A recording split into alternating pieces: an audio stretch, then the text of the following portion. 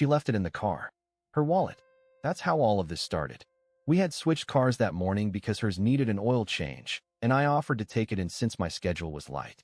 I found the wallet hours later, wedged between the seat and the center console, right where she always drops things. Normally I'd just text her and say I'd bring it home. But that day, God help me, I thought I was being a good husband. It was 8:47 p.m. I remember the time because I looked at the dashboard clock and thought, she said she'd be home by 9.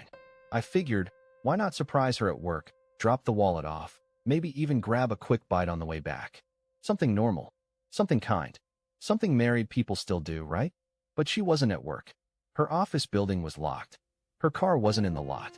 I even called her desk phone just to be sure, straight to voicemail. No big deal, I told myself. Maybe she left early. Maybe she took a rideshare. Maybe she was at that team dinner she vaguely mentioned last week. I checked her calendar. Nothing. Then, I opened her wallet to make sure her ID was inside. And that's when I saw it. 2 receipts. Folded together, tucked deep in the zippered pocket she rarely uses. Both from a bar on the other side of town. One from last night. One from tonight. Both signed. Both for 2 people. Her name was at the bottom in that careless, loopy signature she uses when she's tipsy. I sat there in the driver's seat for maybe 5 full minutes, just holding those receipts like they were ancient scrolls from some hidden past I wasn't supposed to see. And then, with something twisted clawing at my gut, I pulled up the bar's address and drove. Not because I didn't trust her, but because I suddenly didn't trust me. Because deep down, I think I already knew what I was about to see, and I was still too stupid to turn around. When I got to the bar, this small, trendy place with fake wood walls and string lights out front, I didn't walk in like a man on a mission. I walked in like a guy delivering a wallet to his forgetful wife. That was the story I kept rehearsing in my head, over and over. You're just here to return it. You're just being sweet. Then I stepped inside. There are moments when your life doesn't explode. It just disassembles quietly. She didn't see me. Not at first. She was sitting near the window, tucked into a booth like she belonged there. Her face turned towards someone I couldn't quite see. I heard her laugh. That easy, soft laugh she used to give me when we were still more than just roommates with matching towels. Then she leaned in, and he touched her face. That was it. That was when I stopped walking. That was when something inside me folded. I don't remember breathing. I just remember reaching for my wedding ring, twisting it, pulling it free, feeling the cold bite of air on my bare finger. I squeezed it in my fist so hard I could feel the metal press into bone. Then, slowly, I walked to the table. She looked up, and everything stopped. The warmth drained from her face like a slow leak. Her mouth opened, but nothing came out. She looked from me, to the ring, to the wallet in my other hand. And I swear, for a moment, she looked relieved, like a weight had finally hit the floor. I said nothing.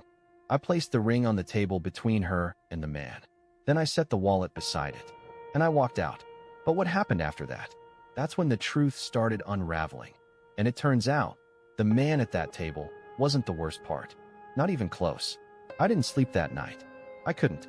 I just sat in the dark apartment, still in my jacket, with the empty ring box in my lap. Funny thing is, I don't even remember grabbing it. Somewhere between walking out of that bar and unlocking the door to our place, I must have pulled it from the drawer where I kept all the things I hadn't looked at in years. Cards, photos, a bent paper crane she made me when we were dating. I think I wanted to remind myself that it was real once. That we were real once. But the part one can't stop replaying? It's not her face. It's his. Because the more I sat there, the more it gnawed at me. There was something familiar about him. Not his clothes, not his hair. His posture. His hands. His watch. I kept seeing it. This black leather band with a cracked face and a missing buckle. I'd seen it before years ago. Then it hit me. His name was Brian Milstead. He used to work at the same startup as me, years back, before everything went under. He was in sales. Cocky, annoying, always bragging about how charm could close any deal. He wasn't married. Said he didn't believe in it. We weren't close. I found him exhausting. But what I didn't know, until now, was that he and Delaney had overlapped. Briefly, he was there for maybe 4 months.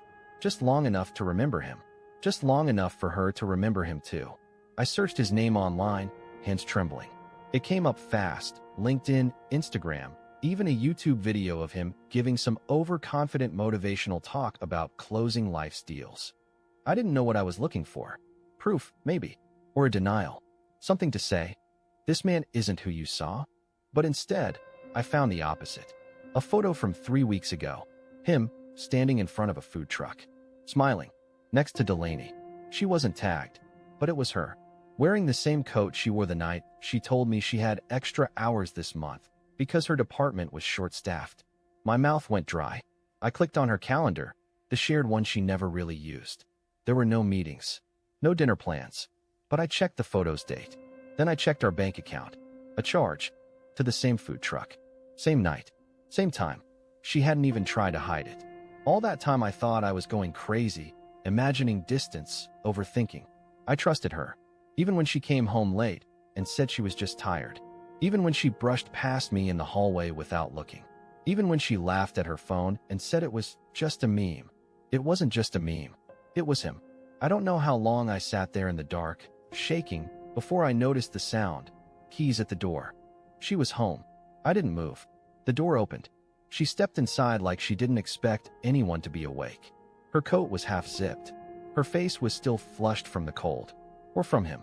I don't know. When she saw me, she stopped mid-step. We stared at each other. Then she said, I figured you'd be asleep. I didn't answer. I just opened my palm and let the empty ring box fall to the floor between us. The sound it made was so small. Pathetic, really. But her face changed. Like she knew, finally, that everything was about to come crashing down. And I hadn't even said a word. But I would. Because what I discovered the next morning made all of this look like a warm-up act to something far, far worse. She didn't cry. She didn't scream. She didn't lie. And somehow, that was worse than if she had done all three. She just stood there in the doorway, her bag still hanging from her shoulder, and stared at the ring box on the floor like it had grown teeth. I waited. I wanted to hear the excuse, the fake tears, the gaslighting. But what I got instead was silence. An awful, heavy, unapologetic silence. I finally said, how long? She looked at me, and I swear, her mouth twitched, like she was about to form words, then changed her mind. Then she said it. Calm. Flat. Since August. August. That meant while we were still going to therapy. While I was canceling my trip to visit my mom because she said she needed me around more. While I was staying up late trying to write her birthday speech because I wanted to make her feel seen. She was with him. Already. I asked if she loved him. She shrugged. I don't know, she said. It's not about that. My voice cracked when I said, then what is it about? She sat down on the armrest of the couch. Our couch, the one we bought after our first tax refund as a couple, and she looked tired. Not guilty. Just done. He listens to me. I don't feel invisible. That's all. I should have yelled. I should have thrown something. But instead I just sat there and let those words rip a hole through me. I don't feel invisible. As if I'd spent the last year of my life trying to vanish her on purpose. As if I hadn't tried everything to keep us together. I changed my hours. I cooked more. I even read some dumb self-help book about emotional languages. But apparently Brian Milstead's emotional language was touching her face in a booth while feeding her tacos. I told her I wanted her out. She nodded. Said she'd go to her sister's. No fight. No breakdown. Like she'd rehearsed this. Like she'd wanted me to find out. The next morning, I got up early. Didn't sleep again. My heart felt like it had been running a marathon in my chest all night. I sat at the kitchen table, staring at the plate I set out but never used, and something gnawed at me. A voice in my head whispered, there's more. I couldn't explain it, but I felt it deep in my spine. This wasn't just a fling. This wasn't an affair of impulse or loneliness. There was something calculated about her reaction, about how calm she was. Like this was all part of a bigger plan she thought I was too dumb to see. So I started digging. I logged into the phone plan portal. Not to snoop. Not really. But just to confirm timelines, see if I was crazy or not. And that's when the real betrayal hit me. There weren't just messages to Brian. There were hundreds of texts. But not just between the two of them. There were two other numbers. One saved under a name I didn't recognize, Corey J. The other, unsaved, with more messages than anyone else. And the worst part? One message from just 3 nights ago, timestamped 1:14 a.m. He still has no clue. I'll tell him after the lease ends. One step at a time. My hands went ice cold. There was a plan. And I wasn't just the fool. I was the obstacle. The clueless, pathetic barrier she was just waiting to move around. She hadn't just been unfaithful. She was orchestrating something. Something layered. Something bigger than Brian. And now I needed to know what. Because the man at that bar? He wasn't the whole story. Not even close. I don't know what hurt more. The cheating, or realizing I wasn't even the point. I was a placeholder. A warm body to keep things functional while she worked out her real plans. Once I saw that text about the lease, something shifted in me. I stopped feeling like a betrayed husband and started feeling like prey. Like I'd been managed. I dug deeper. I copied the unsaved number into a reverse lookup site. It wasn't Brian. It belonged to a woman named Kendra Hawksley. I didn't recognize the name at first, but then something about it rang a faint bell. I searched my email. There it was. A rental application. From 3 months ago. Delaney had forwarded it to me, saying it was a random spam email. But it wasn't spam. It was a lease agreement. In her name. And Kendra's. And it was already signed. They'd signed for a 2-bedroom unit on the other side of town. The start date? Next week. That's when I understood. She wasn't waiting to leave me. She already had. She had a whole exit plan set up. Co-signed with someone else. Someone I'd never even heard of. I opened the lease document and scrolled to the notes section. My hands started to shake again. Right there, under anticipated co-resident, it said, Brian M., occasional overnight guest. I felt like I was going to vomit. She wasn't just ending our marriage quietly. She was transitioning to something new. Smoothly. Strategically. Like this was all some project plan she was executing in phases. And I was phase 1. I thought about confronting her, but what would I say? Hey, I snooped through our phone bill and reverse-checked the name of your new roommate. She'd only twist it back on me. Make me the invasive one. She was good at that. Turning everything around. Always keeping her hands clean while I was the one apologizing for bleeding. So instead, I printed everything. The messages, the lease, the receipts, her phone bill. I made a copy of the ring receipt too, the one from the jeweler when I had it resized for her last anniversary. It was a stupid move in hindsight. I should have returned it and bought myself a spine. Then I went to our shared bank account. Now, I'm not stupid. I didn't drain it. That would have made it easy for her to file something legal and play the victim. Instead, I withdrew exactly half. To the dollar. Left a receipt in the drawer where she keeps the mail, right under a sticky note that said, for groceries. After that, I packed a bag. Not everything. Just enough to disappear for a while. I didn't want to see her face again. Not after what I was about to do. But before I walked out, I did something she never expected. I printed the photo from her phone, the one she thought she deleted. The one where she and Brian were holding hands at the food truck, her face half lit by neon, smiling like she was living her best life in a secret dimension where I didn't exist. I taped it to the fridge. Above it, I wrote in red Sharpie, "You could have just left, but you wanted me to suffer first. So now we both get something to remember." Then I turned out the lights, and I vanished. At least, that's what she thought. Because what I did next, let's just say it wasn't silence. It was the calm before the storm. It's strange how invisible you can become in your own life once you stop trying to be seen. I didn't answer her calls. I didn't respond to her emails. I didn't block her either. I wanted her to see that I saw everything and that I was done. But done didn't mean passive. Not anymore. I moved into a short-term rental under a name I hadn't used since college. My middle name and my mom's maiden name. Paid cash. No questions asked. It was a small place, old and quiet, and the floorboards creaked like they were warning me not to trust anyone ever again. I didn't care. It gave me a place to think. But I couldn't let it go. I needed to understand how deep the betrayal went. Not out of obsession, but survival.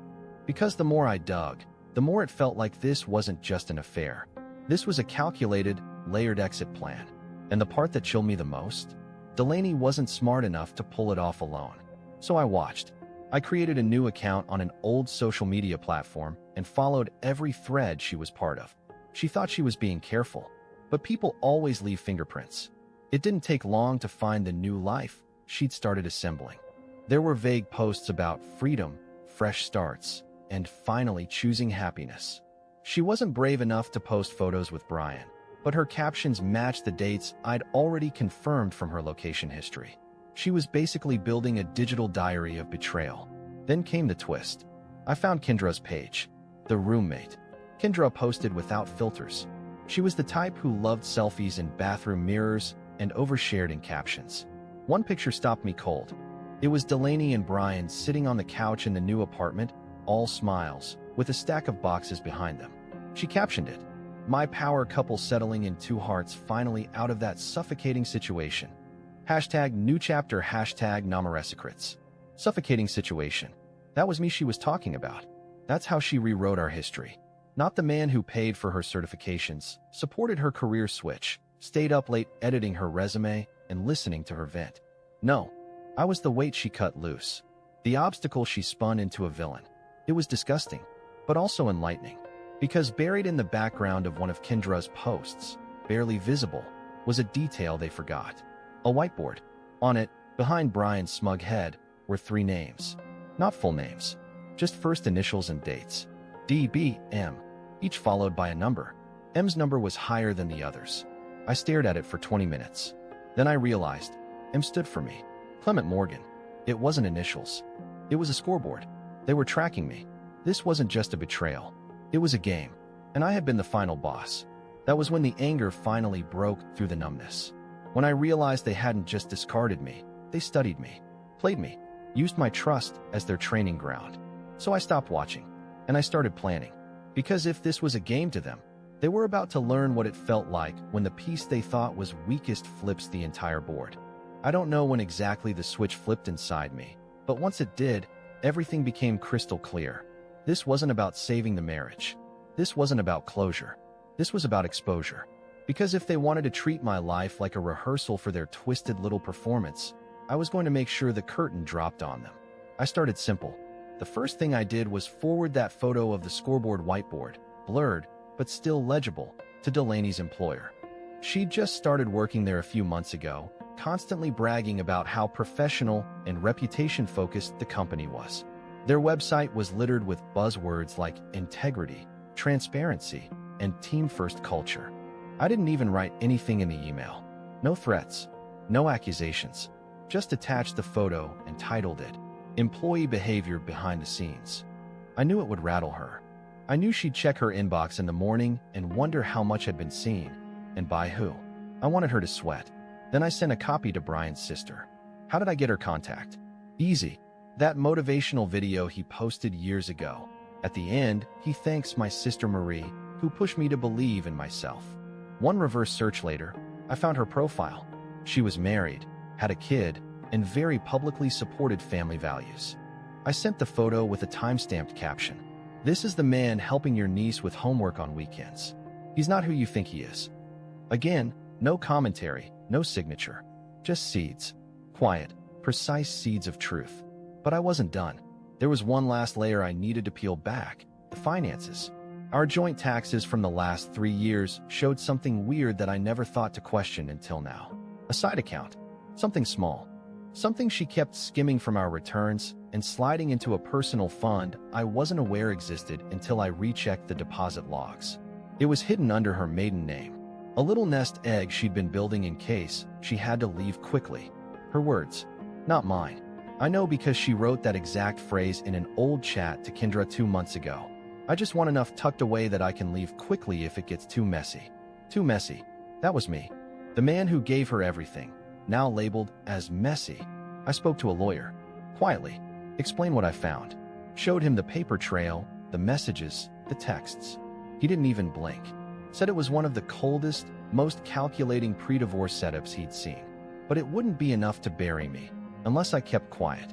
That's the part they never expected. Because I was the quiet one, the soft one, the apologizer. But they forgot something about people like me. The ones who sit in silence, soaking it all in, giving chance after chance. When we finally stop forgiving, we don't burn bridges. We turn the whole map to ash. And that's exactly what I plan to do next. Because the real show hadn't even started. And she was about to learn what it feels like when the man she thought was broken suddenly stops playing by her script. The thing about people like Delaney, they never expect to lose. They write the rules, rewrite the past, and narrate their own betrayals like they're the victims of a bad romance. So when everything finally started slipping out from under her, she didn't even notice at first. She was too busy enjoying the view from the fantasy life she built on top of my bones. The first crack showed when her company launched an internal ethics investigation. I wasn't told directly, of course, but Kendra, bless her loudmouth, posted a not-so-cryptic update. Funny how some people can't handle a little ambition. Hashtag jealousy looks ugly. That told me all I needed to know. A few days later, her professional LinkedIn quietly vanished. No post, no update, just gone. One less mask to wear. But Delaney being Delaney, she tried to pivot. She posted a filtered story about finally stepping away from toxic environments and reclaiming her peace. I almost laughed. Except I wasn't done yet. I waited one more week. Then I sent her the final package. Inside was a single manila envelope. I had it delivered through a courier with no return address. She would have opened it expecting divorce papers, or maybe another printed email exposing her. But instead, all it held was a flash drive. And a note. Just 2 words. Play me. On the flash drive was a screen recording, one long file, nothing fancy. Just a quiet, methodical recording of every account she thought she'd hidden from me. The secret savings under her maiden name. Her chats with Kendra planning my phase-out. Her messages to Brian about getting out clean. Even the screenshots from the scoreboard on the whiteboard, frame by frame. Proof that I saw everything. But that wasn't the part that would break her. No, the final clip was a video I'd held onto for over a year. A recording from her birthday dinner. The one where I rented out the back patio of her favorite Italian place. I had asked the waiter to film the toast. In it, I stood up, all glassy-eyed, and talked about how proud I was of her. How much I believed in her. How lucky I felt just waking up beside her every morning. She cried when I said it. Then she kissed me. It had been a lie, even back then. But now, she had to watch it from the other side of the curtain. I didn't send it to shame her. I sent it to remind her who I was. Because people like Delaney rewrite history. They burn down the past and salt the ground so nothing grows back. But this video, this was the truth. I wanted her to see how deeply I'd loved her before she decided I was disposable. And then I wanted her to sit with it. I didn't hear from her for 4 days. Then the messages started. First 1, then 3, then 11. I didn't open a single one. She begged, said she needed to talk, asked where I was staying, said she deserved a voice. My favorite? We can still be civil. There's no need to make this a war. Oh, Delaney, you started the war. You just forgot who you were standing across from when the dust finally cleared. But the real ending? That would come when we met face to face for the last time. And I made sure she couldn't control the story anymore. I agreed to meet her, but not where she expected. No cafe. No soft-lit neutral ground. I chose a public park downtown. Open, clear, unfiltered. I sat on a bench beneath a leafless tree, winter wind biting through my coat, and waited. When she arrived, she looked different. Not broken, not even sad. Just exposed. Like someone who finally realized the spotlight was no longer flattering. She walked up cautiously, like I might explode. I didn't. She said my name like a question. Clem. I didn't respond. She sat next to me anyway, hands jammed into her pockets. Her voice cracked a little when she finally said, I didn't mean for it to go like this. I stayed quiet. Let her fill the silence. I thought if I did it slowly, it wouldn't hurt as much. I didn't want to destroy you, Clem. I turned to her then, calmly, and said, You didn't destroy me. You freed me. She flinched. I continued. I spent years trying to make you happy. Bending. Shrinking. Thinking if I just did one more thing right, you'd stay. But I was never who you wanted. And that's fine. The part that wasn't fine was how you turned love into a game. She tried to speak, but I held up a hand. No more stories. No more versions of the truth. I'm not angry anymore, Delaney. I'm done. I came here to thank you. Because if you hadn't betrayed me like this, I never would have woken up. And that was true. I'd started rebuilding my life. Quietly. The lawyer helped me file for divorce. Amicable, efficient, no room for emotional manipulation. I used my half of the savings to invest in something I'd buried for years, my own business. Nothing flashy, just a small design studio I'd dreamed of opening back when I thought life had room for dreams. It turns out, it still does, once you clear the wrong people out of the frame. I moved cities, found a new apartment, smaller but filled with light. And maybe the most surprising part, I started seeing someone. Someone kind. Someone who didn't play games or need to be chased. It's early. No labels. But for the first time in years, I don't feel like I have to earn the right to be loved. As for Delaney, she didn't say much after that. Just nodded, stood, and walked away, slowly, like her feet weighed more than her body. Maybe it finally hit her that I wasn't the weak one. I was the survivor. And I didn't just survive her. I thrived without her. Funny how that works. So if you're reading this because you're stuck in the same chair I once was, wondering if you're crazy, wondering if you should keep fighting for someone who's already halfway out the door, here's my advice. Let them go. Walk away with your dignity, your silence, your spine. Then rebuild. Because the right people don't need to be convinced. They stay, and they never keep score.